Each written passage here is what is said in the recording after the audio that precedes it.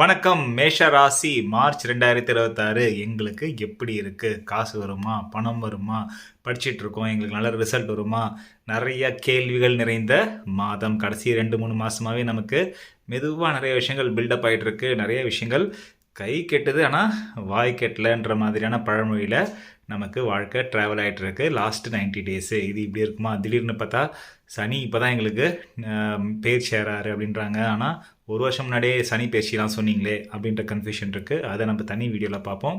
ஆனால் இந்த மாதம் மேஷராசிக்கு பல கிரகங்கள், சனி பகவான் மட்டும் இல்லை, பல கிரகங்கள், சனி, செவ்வாய், சுக்கரன், புதன், சூரியன் அப்படின்ட்டு ஒரு ஒரு ஒரு ஒரு குரூப் ஆஃப் கிரகங்களே 12ஆம் வீட்டில் இருக்கிறதுனால 12ஆம் பாவம் பயங்கரமாக ஆக்டிவேட் ஆகி நமக்கு நிறைய விஷயங்கள் கொடுக்குது. இதில் நல்லதும் இருக்கும், கெடுதலும் இருக்கும். எல்லா கிரகமும் அங்கே இருக்கிறதுனால 12ஆம் பாவத்தில் இருக்கிறதுனால பயப்பட வேண்டிய அவசியம் இல்லை. ஸோ முதல்ல இது மொத்தமாக இந்த மாதம் எப்படி இருக்கும் அப்படின்னா, லோ அண்ட் ஸ்லோ, ரெண்டே வார்த்தை தான். Low and slow. லோனா நம்ம தலையை கொஞ்சம் கீழே வச்சுக்கணும். நமக்கு மேஷராசி எப்போவுமே கொஞ்சம் தான்ற எண்ணம் கொஞ்சம் இல்லை, ரொம்ப ஜாஸ்தியாக இருக்கும். அது நம்ம இன்றைக்கி இந்த வருஷம் இந்த மாதம் குறைச்சி நம்ம உண்டு, நம்ம வேலை உண்டு, நம்மளோட விஷயங்களை இது கடைசி 2 மாதமாக சொல்கிறது தான். நம்மளோட சீக்ரெட்ஸு, நம்மளோட விஷயம் என்ன ப்ராஜெக்டில் ஒர்க் பண்ணுறன்றதை மற்றவங்க கிட்ட சொல்லவே கூடாது.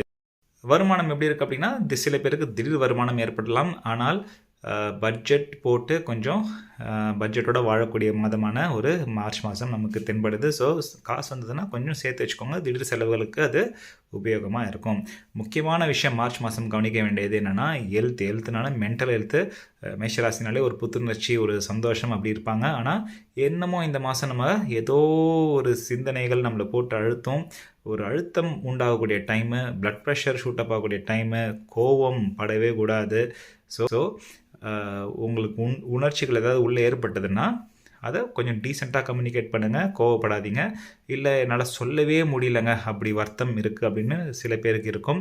அதை ஏதோ ஒரு கவுன்சிலர் பார்த்தோ, இல்லை ஒரு மெடிடேஷன் பண்ணியோ, ஏதோ ஒரு மெக்கானிசமில் அதை கோவமாக வெளிப்படுத்தி இன்னும் டேமேஜ் பண்ணிக்காமல், கொஞ்சம் நம்மளையும் ஆர்ம் பண்ணிக்காமல் நம்ம கேர்ஃபுல்லாக இருக்க வேண்டிய மாதம் இந்த மார்ச் மாதம். மற்றபடி படிக்கிற பசங்களுக்கு ஒரு நல்ல டைம் தான். படிப்பு, மேலே ரிசர்ச்சு, கம்யூனிகேஷன், எழுதுகிறேன், கிராண்ட்டு, அற்புதமான மாதம் அது இந்த மார்ச் மாதம். பரிகாரமாக ஓம் சரவண பவ அப்படின்னு அட்லீஸ்ட் ஒரு 27 வாட்டி டெய்லி சொல்லுங்கள். கண்டிப்பாக 6 வாரங்களில் ஒரு நல்ல பலன் நமக்கு கிடைக்கும். வாழ்த்துக்கள்.